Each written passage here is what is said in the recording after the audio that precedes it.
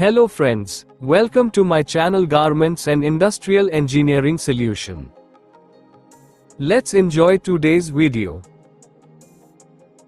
Garments শিল্পে defect, ত্রুটি বলতে এমন সকল ভাবমর্দনাকে বোঝায় যা একটি পোশাকের মান, সৌন্দর্য ও ব্যবহারযোগ্যতাকে ক্ষুণ্ণ করে।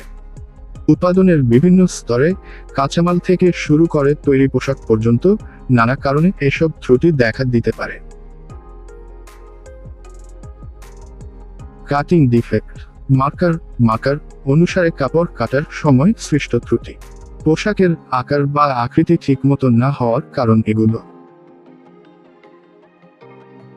ভুল সাইজ মিজম্যাচ, মার্কার ঠিকমতো না করার কারণে পোশাকের পার্টসের আকার ছোট বড় হয়ে যাওয়া।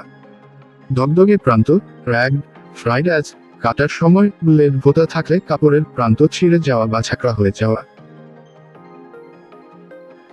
মিল না হওয়া, মিজম্যাচ, চেক বা স্ট্রাইপের কাপড়ে কাটার সময় ডিজাইন মেলানো না গেলে।